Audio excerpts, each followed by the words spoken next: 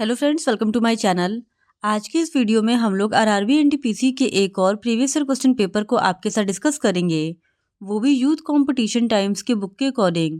और इसके पहले के वीडियोस में भी हमने आरआरबी एनटीपीसी के प्रीवियस ईयर क्वेश्चन पेपर्स को आपके साथ डिस्कस किया है। अगर अभी तक आपने उन वीडियोज़ को नहीं देखा है तो उन वीडियोज़ का लिंक आपको डिस्क्रिप्शन बॉक्स में मिल जाएगा, आप उसे जाके देख सकते हैं। तो बिना देरी किए चलिए आज का ये वीडियो स्टार्ट करते हैं। तो इससे पहले की वीडियो में हमने क्वेश्चन नंबर 50 तक को आपके साथ डिस्कस कर लिया था। आज हम लोग अपना डिस्कशन क्वेश्चन नंबर 51 से स्टार्ट करेंगे। तो क्वेश्चन नंबर 51 है, निम्नलिखित को सरल कीजिए। तो इस क्वेश्चन का सही जवाब है ऑप्शन सी, 7/666। फिर क्वेश्चन नंबर 52, 5 लड़के B1, B2, B3, B4 तथा B5 उत्तर की ओर मुंह करके एक पंक्ति में बैठे हुए हैं। जरूरी नहीं कि इसी क्रम में हो। B1 तथा B3 के बीच केवल 2 लड़के बैठे हैं। B4 B3 के दाईं ओर दूसरे स्थान पर बैठा है। B2 तथा B5 के बीच में केवल एक लड़का बैठा है। B5 B4 का पड़ोसी नहीं है। पंक्ति के बीच में कौन बैठा है? तो इस क्वेश्चन का सही जवाब है ऑप्शन ए, B2। पंक्ति के बीच में B2 बैठा है। फिर क्वेश्चन नंबर 53, उस भारतीय राज्य का नाम बताइए जहां 4 अंतर्राष्ट्रीय हवाई अड्डे हैं। तो इस क्वेश्चन का सही जवाब है ऑप्शन ए। भारत के केरल राज्य में 4 अंतर्राष्ट्रीय हवाई अड्डे हैं। इनके नाम कन्नूर अंतर्राष्ट्रीय हवाई अड्डा, कोचीन अंतर्राष्ट्रीय हवाई अड्डा, कोझिकोड अंतर्राष्ट्रीय हवाई अड्डा और त्रिवेंद्रम अंतर्राष्ट्रीय हवाई अड्डा है। फिर क्वेश्चन नंबर 54, कंप्यूटर प्रणालियों में संग्रहण के लिए इनमें से किसका उपयोग नहीं किया जाता है? तो इस क्वेश्चन का सही जवाब है ऑप्शन बी, एडर का। कंप्यूटर प्रणालियों में स्टोरेज के लिए एडर का प्रयोग नहीं किया जाता है। फिर क्वेश्चन नंबर 55, 31 दिसंबर 2020 तक प्राप्त जानकारी के अनुसार भारतीय विमानपत्तन प्राधिकरण AAI के चेयरमैन का नाम बताइए। तो 31 दिसंबर 2020 तक प्राप्त जानकारी के अनुसार भारतीय विमानपत्तन प्राधिकरण के जो चेयरमैन थे उनका नाम था अरविंद सिंह, यानी ऑप्शन सी इस सवाल का सही जवाब है। वर्तमान समय में जब ये क्वेश्चन पूछा जाएगा तो हम लोगों को वर्तमान समय का चेक करके जाना है। फिर क्वेश्चन नंबर 56, उस संख्या का चयन कीजिए जो निम्नलिखित श्रेणी में प्रश्न चिन्ह के स्थान पर आ सकती है। तो इस क्वेश्चन का सही जवाब है ऑप्शन डी, 216। फिर क्वेश्चन नंबर 57, इनमें से कौन सी अभाज्य संख्या है? तो इस क्वेश्चन का सही जवाब है ऑप्शन बी, 337। फिर question number 58, centre for space science and technology education in Asia Pacific कहाँ स्थित है? तो इस क्वेश्चन का सही जवाब है ऑप्शन सी, देहरादून में। Centre for space science and technology education in Asia Pacific की स्थापना 1995 ईस्वी में की गई थी और यह देहरादून शहर में स्थित है। फिर क्वेश्चन नंबर 59, एक कार्य को 3 आदमी और 6 औरतें मिलकर 12 दिनों में पूरा कर सकते हैं, जबकि उसी कार्य को 5 आदमी और 4 औरतें मिलकर 8 दिनों में पूरा कर सकते हैं। उसी कार्य को एक आदमी अकेले कितने दिनों में पूरा कर सकेगा? तो इस क्वेश्चन का सही जवाब है ऑप्शन बी, 43 होल 1/5।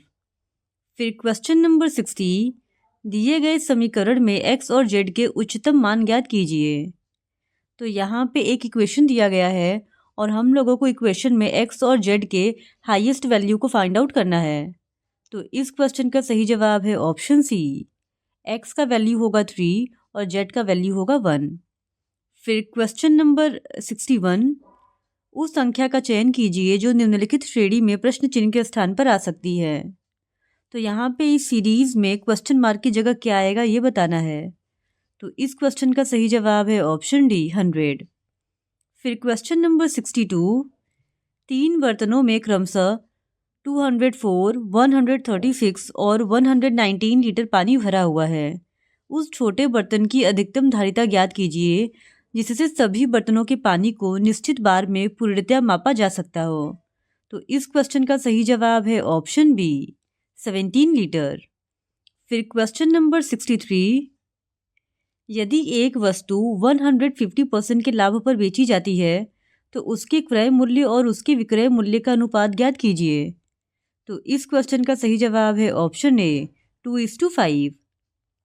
फिर क्वेश्चन नंबर 64, वर्ष 1920 से 1921 के आसपास किस नदी के किनारे खुदाई के दौरान हड़प्पा शहर मिला?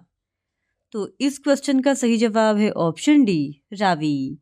हड़प्पा शहर सिंधु सभ्यता का एक शहर है जो पाकिस्तान के मोंटगोमरी जिले में रावी नदी के तट पर वर्ष 1920-21 में खुदाई के दौरान मिला था और इसके उत्खननकर्ता दयाराम साहनी एवं माधो स्वरूप वत्स हैं।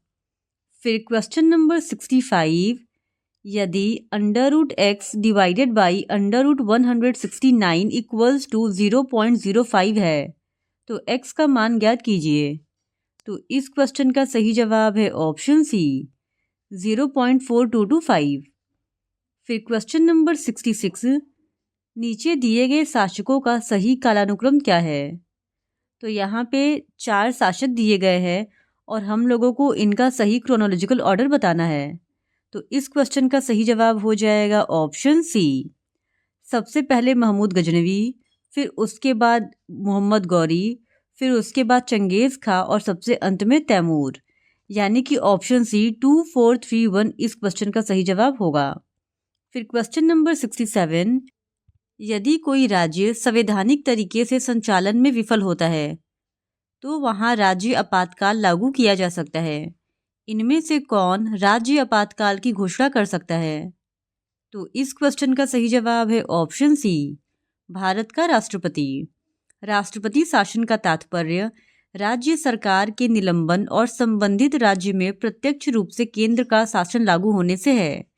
राष्ट्रपति द्वारा संविधान के अनुच्छेद 356 के माध्यम से केंद्रीय मंत्रिपरिषद की सलाह पर राष्ट्रपति शासन लगाया जा सकता है। फिर क्वेश्चन नंबर 68, इसरो ने छात्र समुदाय के बीच स्टार्टअप और उद्यमशीलता को प्रोत्साहित करने तथा देश में अंतरिक्ष प्रौद्योगिकी के लिए शिक्षा और उद्योग जगत के बीच अनुकूल वातावरण तैयार करने के लिए तीसरा स्पेस टेक्नोलॉजी इनक्यूबेशन सेंटर कहाँ स्थापित किया है? तो इस क्वेश्चन का सही जवाब है ऑप्शन ए राष्ट्रीय प्रौद्योगिकी संस्थान तिरुचिरापल्ली में। फिर क्वेश्चन नंबर 69, दिए गए कथन तथा निष्कर्षों को ध्यानपूर्वक पढ़ें और बताएं कि कौन से निष्कर्ष कथन का तार्किक रूप से पालन करते हैं। कथन है आधुनिक युग में भारत की जीडीपी में वृद्धि हुई है। निष्कर्ष 1 है देश में आर्थिक गतिविधि में वृद्धि हुई है। निष्कर्ष 2 है सरकार देश में होने वाली आर्थिक गतिविधि में अहम भूमिका नहीं निभा रही है। तो इस क्वेश्चन का सही जवाब हो जाएगा ऑप्शन ए निष्कर्ष 1 पालन करता है किंतु निष्कर्ष 2 पालन नहीं करता है। फिर क्वेश्चन नंबर 70, इसका सही जवाब हो जाएगा ऑप्शन सी 45 डिग्री। फिर क्वेश्चन नंबर 71, इनमें से कौन सा पाषाण युग के 3 प्रमुख कालों के अंतर्गत नहीं आता है? तो इस क्वेश्चन का सही जवाब है ऑप्शन सी ताम्र पाषाण यानी copper stone age. Palaeolithic, Neolithic और मेसोलिथिक ये तीनों ही स्टोन एज के अंतर्गत आते हैं, जबकि कॉपर स्टोन एज ताम्र पाषाण काल यानी ये पाषाण युग के अंतर्गत नहीं आता है। ताम्र पाषाण युग का आरंभ नव पाषाण युग के बाद हुआ था, जिसमें मनुष्य ने तांबे के औजारों का उपयोग करना शुरू किया था। फिर क्वेश्चन नंबर 72, इसका सही जवाब है ऑप्शन डी 8।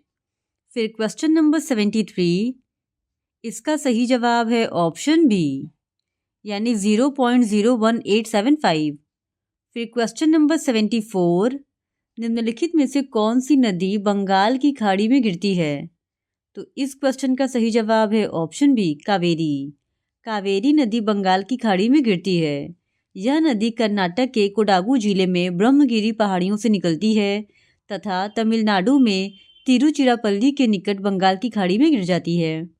फिर क्वेश्चन नंबर 75, निम्नलिखित आकृति में कितने त्रिभुज हैं? तो यहाँ पे एक फिगर दिया गया है और हम लोगों को बताना है कि इस फिगर में कितने ट्रायंगल हैं। तो इस क्वेश्चन का सही जवाब है ऑप्शन बी 12। इस फिगर में टोटल 12 ट्रायंगल हैं। फिर क्वेश्चन नंबर 76, दिए गए कथन तथा निष्कर्षों को ध्यानपूर्वक पढ़ें और बताएं कि कौन से निष्कर्ष कथन का तार्किक रूप से पालन करते हैं। कथन है आजकल विद्यालय के बच्चों में आत्मघाती प्रवृत्ति अधिकतम होती है। निष्कर्ष 1 है, अभिभावकों की अपेक्षाएं दिन प्रतिदिन बढ़ती जा रही है। निष्कर्ष 2 है, सामाजिक सांस्कृतिक कारक भी महत्वपूर्ण भूमिका निभाते हैं। तो इस क्वेश्चन का सही जवाब है ऑप्शन ए। न तो निष्कर्ष 1 और न ही निष्कर्ष 2 पालन करता है। फिर क्वेश्चन नंबर 77, खारे पानी में रहने वाले मगरमच्छ कहाँ पाए जाते हैं? तो इस क्वेश्चन का सही जवाब है ऑप्शन डी, अंडमान और निकोबार द्वीप समूह में। एस्टुअरीन या खारे पानी का मगरमच्छ पृथ्वी पर सबसे बड़ा जीवित मगरमच्छ प्रजाति है। यह मगरमच्छ ओडिशा के भीतरकनिका राष्ट्रीय उद्यान, पश्चिम बंगाल में सुंदरवन तथा अंडमान और निकोबार द्वीप समूह में पाया जाता है। फिर क्वेश्चन नंबर 78, उस विकल्प का चयन करें जिसका तीसरे शब्द से वही संबंध है जो दूसरे शब्द का पहले शब्द से है। सेना, सैनिक, विद्यालय क्वेश्चन मार्क। तो इस क्वेश्चन का सही जवाब है ऑप्शन ए, विद्यार्थी। जिस प्रकार सेना से सैनिक का संबंध है, ठीक उसी प्रकार विद्यालय से विद्यार्थी का संबंध है। फिर क्वेश्चन नंबर 79, जन गण मन को संविधान सभा द्वारा आधिकारिक रूप से भारत के राष्ट्रगान के रूप में कब स्वीकार किया गया था? तो इस क्वेश्चन का सही जवाब है ऑप्शन ए, 24 जनवरी 1950 को। जनगण मनगढ़ को संविधान सभा द्वारा आधिकारिक रूप से भारत के राष्ट्रगान के रूप में 24 जनवरी 1950 को स्वीकार किया गया था। 27 दिसंबर 1911 को भारतीय राष्ट्रीय कांग्रेस के कलकत्ता अधिवेशन के दौरान यह गाया गया था और यह रविंद्रनाथ टैगोर के द्वारा लिखा गया था। राष्ट्रगान को गाने में 52 सेकंड का समय लगता है। फिर क्वेश्चन नंबर 80, नीचे दिए गए पैटर्न का ध्यानपूर्वक अध्ययन करें और उस संख्या का चयन करें जो इसमें प्रश्न चिन्ह के स्थान पर आ सकती है। तो इस क्वेश्चन का सही जवाब हो जाएगा ऑप्शन ए, 6। फिर क्वेश्चन नंबर 81, वर्ष डैश से नई दिल्ली स्थित मशहूर स्मारक इंडिया गेट पर अमर जवान ज्योति अखंड रूप से प्रज्वलित है। तो इस क्वेश्चन का सही जवाब है ऑप्शन बी, 1971 से। 3 दिसंबर 1971 से 16 दिसंबर 1971 तक पूर्वी पाकिस्तान को पाकिस्तान के अत्याचारों से मुक्त करने के लिए भारत का पाकिस्तान के साथ सैन्य टकराव हुआ था, जिसके फलस्वरूप एक नए देश के रूप में बांग्लादेश का गठन हुआ। इस युद्ध के दौरान भारतीय सैनिक शहीद हो गए थे, जिन्हें श्रद्धांजलि देने के लिए 1971 में इंडिया गेट के नीचे अमर जवान ज्योति स्मारक बनाया गया और ज्योति जलाई गई, जो लगातार 1971 से जल रही है। और इस स्मारक का उद्घाटन इंदिरा गांधी द्वारा 26 जनवरी 1972 ईस्वी को किया गया था। फिर क्वेश्चन नंबर 82, केंद्रीय सार्वजनिक क्षेत्रक उद्यमों को महारत्न, नवरत्न और मिनी रत्न का दर्जा कौन देता है? तो इस क्वेश्चन का सही जवाब है ऑप्शन बी, लोक उद्यम विभाग। केंद्रीय सार्वजनिक क्षेत्रक उद्यमों को महारत्न, नवरत्न और मिनी रत्न का दर्जा लोक उद्यम विभाग द्वारा दिया जाता है। फिर क्वेश्चन नंबर 83, एक विशेष कूट भाषा में बुक को 2151511 लिखा जाता है, तो उसी कूट भाषा में चेयर को कैसे लिखा जाएगा? तो इस क्वेश्चन का सही जवाब है ऑप्शन सी, 38 19 18। फिर क्वेश्चन नंबर 84, निम्नलिखित आंकड़ों के माध्य की गणना कीजिए। तो यहाँ पे एक डेटा दिया गया है और इसका मीन कैलकुलेट करना है। तो इस क्वेश्चन का सही जवाब हो जाएगा ऑप्शन बी, 8.38। फिर क्वेश्चन नंबर 85, निम्नलिखित समीकरण के लिए y का मान ज्ञात कीजिए। तो यहाँ पे एक इक्वेशन दिया गया है और इस इक्वेशन के लिए y का वैल्यू फाइंड आउट करना है। तो इस क्वेश्चन का सही जवाब हो जाएगा ऑप्शन ए, y = 1। और इक्वेशन था 396 divided by 18 multiplied by 5 minus 100 divided by y = 7 square divided by 8 plus 3.875। और इसका जो जवाब आया है y का वैल्यू में, वो आया है 1। फिर क्वेश्चन नंबर 86, नीचे दी गई तालिका वर्ष 2014 तथा वर्ष 2019 में हुए 5 अलग अलग राज्यों के मतदान प्रतिशत को दर्शाती है। तालिका का ध्यानपूर्वक अवलोकन कीजिए और दिए गए प्रश्न का उत्तर दीजिए। तो यहाँ पे एक टेबल दिया गया है और इस टेबल में 2014 और 2019 में मतदान का परसेंटेज शो किया गया है। अब यहाँ पे क्वेश्चन ये पूछा गया है कि वर्ष 2019 में किन दो राज्यों में मतदान का प्रतिशत सर्वाधिक रहा। तो इस क्वेश्चन का सही जवाब है ऑप्शन डी, बी और ई में। वर्ष 2019 में बी और ई राज्यों में मतदान का प्रतिशत सर्वाधिक रहा। बी में जो मतदान का प्रतिशत था वो 70.33% था और ई राज्य में 78.90% था। फिर क्वेश्चन नंबर 87, नीचे दी गई तालिका वर्ष 2014 तथा वर्ष 2019 में हुए 5 अलग अलग राज्यों के मतदान प्रतिशत को दर्शाती है। तालिका का ध्यानपूर्वक अवलोकन कीजिए और दिए गए प्रश्न का उत्तर दीजिए। तो यहाँ पे एक और टेबल दिया गया है और इस टेबल में भी 5 राज्य दिए गए हैं और 2014 और 2019 में इनका वोटिंग परसेंट दिखाया गया है। तो क्वेश्चन है, औसतन इनमें से कौन सा राज्य अधिकतम मतदान प्रतिशत के मामले में द्वितीय स्थान पर रहा। तो इस क्वेश्चन का सही जवाब हो जाएगा ऑप्शन डी, स्टेट सी। फिर क्वेश्चन नंबर 88, नीचे दी गई तालिका वर्ष 2014 तथा वर्ष 2019 में हुए 5 अलग अलग राज्यों के मतदान प्रतिशत को दर्शाती है। तालिका का ध्यानपूर्वक अवलोकन कीजिए और नीचे दिए गए प्रश्न का उत्तर दीजिए। तो सेम वही टेबल दिया गया है और एक और क्वेश्चन पूछा गया है। क्वेश्चन है, औसतन इनमें से किस राज्य में मतदान प्रतिशत सबसे कम रहा। तो इस क्वेश्चन का सही जवाब है ऑप्शन ए, स्टेट डी में। स्टेट डी में सबसे कम वोटिंग परसेंट रहा है। फिर क्वेश्चन नंबर 89, शब्द रेलवे को 4 अलग अलग कोड में कोडित किया गया है।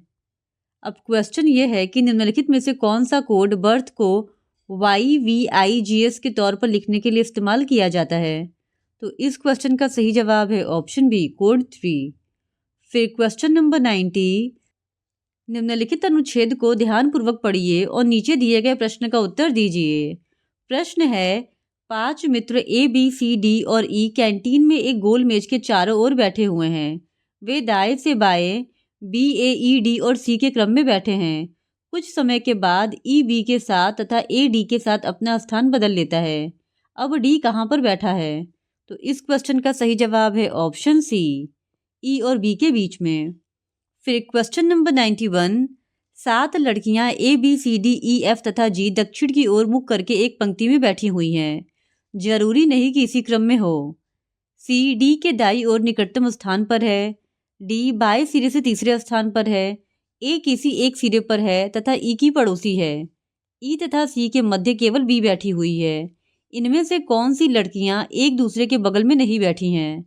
तो इस क्वेश्चन का सही जवाब है ऑप्शन डी तथा E।